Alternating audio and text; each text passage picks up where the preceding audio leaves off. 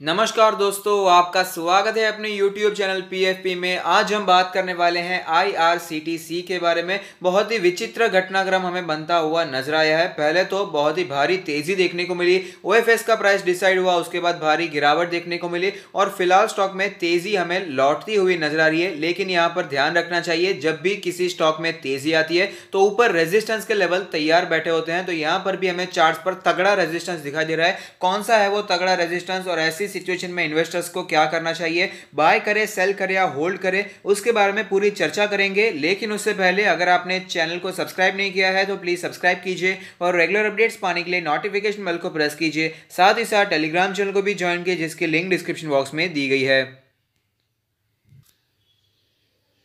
तो आप देख सकते हैं IRCTC एक मिड कैप कंपनी है जिसकी मार्केट कैप 23,000 करोड़ के आसपास है। लास्ट ट्रेडेड प्राइस है 1,479 रुपीज, जो कि हमें आज 4% ऊपर दिखाई दिया।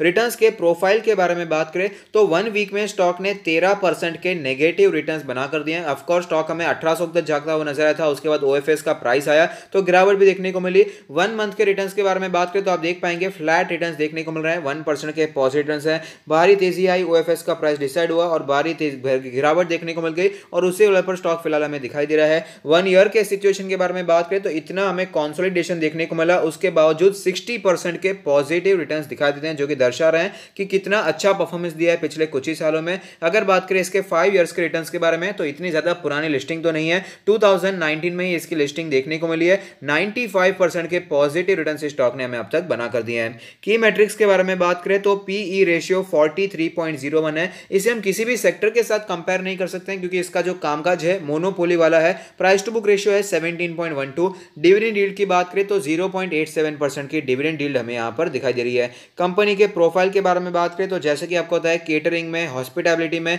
Internet ticketing, travel and tourism में, पैकेज ड्रिंकिंग वाटर में कामकाज करता है। ओवरऑल मोनोपोलिस्टिक बिजनेस चलाता है और इसी के कारण इसका जो वैल्यूएशन है हम यहाँ पर किसी और कंपनी के साथ कंपेयर हम यहाँ पर नहीं कर पाते हैं।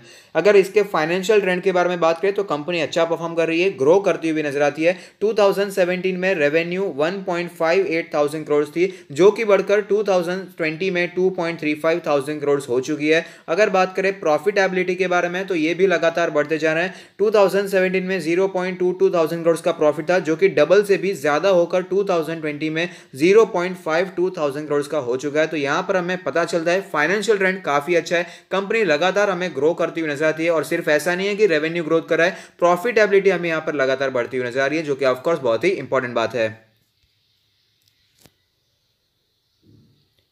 आज के डिलीवरी परसेंटेज के बारे में बात करें तो आप देख पाएंगे आज जो डिलीवरी परसेंटेज देखने को मिल रही है 14 दिसंबर की डिलीवरी 21.79% दिखाई दे रही है, जो कि हम कह सकते हैं इतनी ज़्यादा स्ट्रॉन्ग डिलीवरी दिखाई नहीं देती है। अगर 25-30% की होती है तो हम कह सकते हैं कि अच्छी डिलीवरी दिखाई दे रही है। तो यहाँ पर रीजनेबली ओके डिलीवरी हमें दिखाई देती है। तो अब चलते हैं चार्ट्स पर, वहाँ पर कैसी सिचुएशन बनी हुई है उसके बारे में भी बात कर लेते हैं।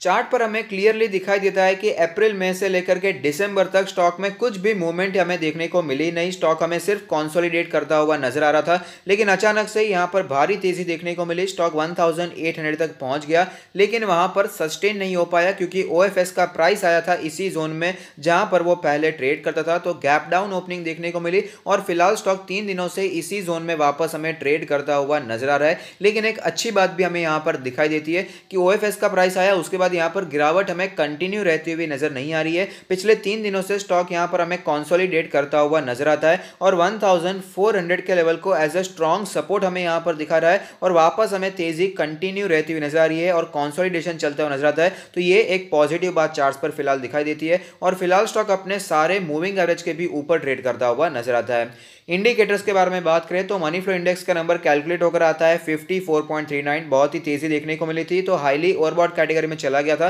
तो ऑफकोर्स करेक्शन देखने को मिला, यहाँ पर हमें गिरावट देखने को मिल रही है, लेकिन ओवरऑल न्यूट्रल कंडीशन दर्शा रहा है मनी फ्लो इंडेक्स का नंबर।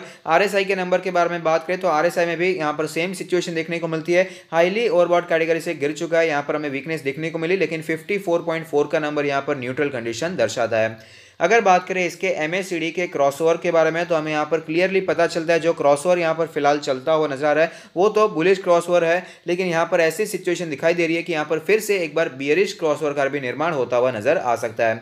बॉलिंजर बैंड के बारे में बात करें तो आप देख पाएंगे बॉलिंजर बैंड का अपर बैंड है 1646 के आसपास का लेवल। अगर बात करें मीडियन के बारे में तो वो है 1432 का लेवल। लोअर बैंड है 1218 के आसपास का लेवल। अब देखते हैं इसके पिवट पॉइंट्स पे कैसी सिचुएशन देखने को मिल रही है। तो पिवट का जो तीसरा रेजिस्टेंस है वो 1600 का लेवल है। और अगर बात करें इसके दूसरे पिवट रेजिस्टेंस के बारे में तो वो करंट मार्केट प्राइस के बिल्कुल ही नजदीक है। 1480 का पिवट रेजिस्टेंस हमें दिखाई दे रहा है और उसी के आसपास आज हमें क्लोजिंग भी देखने को मिली है। नीचे अगर सपोर्ट्स के बारे में बात करें तो 1300 के नीचे के सपोर्ट्स हमें यहां पर दिखाई दे रहे हैं।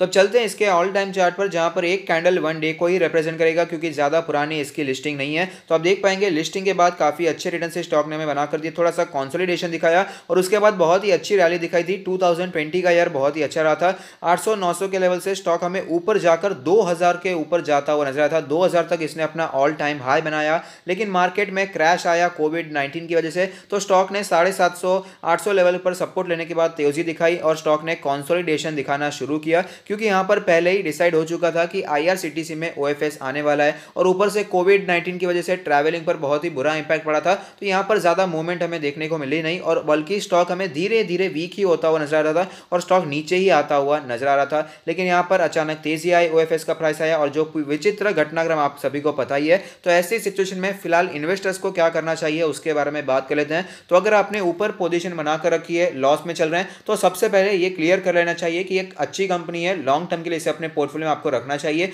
लॉस बुक करने का विचार इसमें आपको नहीं करना चाहिए, लेकिन लास्ट डिसीजन तो हमेशा आपका ही रहने वाला है। अगर आपने नीचे पोजीशन बनाकर रखी है, प्रॉफिट में चल रहे हैं, लॉन्ग टर्म के लिए लिया है, प्लीज कंटिन्यू होल्डिंग। और अगर शॉर्ट टर्म के लिए लिया है तो जो इंपॉर्टेंट रेजिस्टेंस जो मैं आपको बताना चाहता हूं, जो तगड़ा रेजिस्टेंस हमें चार्ट पर दिखाई दे रहा है और ऐसा नहीं है पिछले 2-3 हफ्तों का ये रेजिस्टेंस है, पिछले कई महीनों से ये रेजिस्टेंस हमें स्ट्रॉन्ग दिखाई दे रहा है। 1500 का लेवल जहां पर स्टॉक ने पहले भी जाकर ठोकर खाई थी और नीचे आ गया था, उसके बाद भी यही लेवल है। आप देख पाएंगे ग्रीन डॉटेड लाइन हमें दिखाई देती है, उसी लेवल के आसपास कई बार जाकर स्टॉक हमें वापस नीचे आता हुआ नजर आता है और जब भी स्टॉक इसके ऊपर गया सस्टेन बिल्कुल भी नहीं हो पाया और वापस हमें गिरावट देखने को मिल जाती है। तो ये 1500 का जो लेवल है काफी स्ट्रॉन्ग रेजिस्टेंस की तरह हमें दिखाई दे रहा है और सिर्फ ऐसा नहीं है, पहले हमें दिखाई दिया है और अभी भी फिलहाल वही लेवल हमें स्ट्रॉन्ग रेजिस्टेंस की तरह दिखाई दे रहा है। अब देख पाएंगे स्टॉक ने पहले भी कोशिश की कि 1500 के ऊपर जाए, लेकिन प्रॉफिट बुकिंग आ गई और क्लोजिंग आ गई थी 1500 के लेवल के काफी नीचे और आज भी कुछ ऐसी सिचुएशन हमें देखने को मिली। इंट्राडे बेसिस पर स्टॉक ऊपर गया जरूर था, 1500 के ऊपर जाने की कोशिश की, लेकिन प्रॉफिट बुकिंग आने के कारण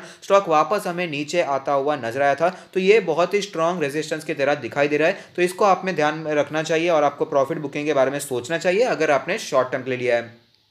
अब बात करें क्या यहाँ पर फ्रेश इन्वेस्टमेंट करना चाहिए या नहीं करना चाहिए, तो मैंने आपको टेलीग्राम चैनल के द्वारा बताया था कि आप यहाँ पर ओएफएस में अप्लाई कर सकते हैं, क्योंकि लॉन्ग टर्म के लिए स्टॉक अच्छा है, मोनोपोली वाला बिजनेस है, उसमें कोई भी डाउट नहीं है। दो टेंशन यहाँ पर बने हुए थे, एक तो था ओएफएस कौन से प्राइस पर आ सकता है। 1300 पे जब स्टॉक ट्रेड करा था तब लोगों के मन में यही डर था, अगर ये 1000 रुपये पे आ गया तो क्या होगा, तो और गिरावट हो सकती है। तो अभी यहाँ पर ओएफएस तो चला गया, जो भी घटनाक्रम हुआ अब वो निकल चुका है, तो यहाँ पर वो सिचुएशन तो अभी वो डर तो बना हुआ नहीं है। और दूसरा कोविड-19 की वजह से ट्रैवलिंग बहुत ही इंपैक्ट हो चुका था, ट्रैवलिंग यहां पर खतरे में आ रहा था, लेकिन वो भी सिचुएशन अभी सुधरती हुई नजर आ रही है। वापस लॉकडाउन लग रहा है, ऐसी कोई भी यहां पर गुंजाइश फिलहाल तो दिखाई नहीं दे रही है, अनलॉक की ही प्रक्रिया दिखाई दे रही है और सारी की सारी पॉजिटिविटी मार्केट में फिलहाल दिखाई देती है और ट्रैवलिंग भी हमें वापस बैक टू नॉर्मल आता हुआ नजर आ रहा है। तो ये दोनों टेंशन हमें फिलहाल कम होते हुए नजर आ रहे हैं। तो आपको यहां पर निवेश के बारे में सोचना चाहिए अगर आप यहां पर इंटरेस्टेड हैं। तो मैंने आपको ओएफएस का प्राइस भी बताया था, उसके बाद भी मैंने आपको बताया था कि ज्यादा भागा हुआ स्टॉक नहीं है। 1367 का ओएफएस का प्राइस था और फिलहाल भी ये 1400 के आसपास आपको ट्रेड करता हुआ नजर आ रहा था,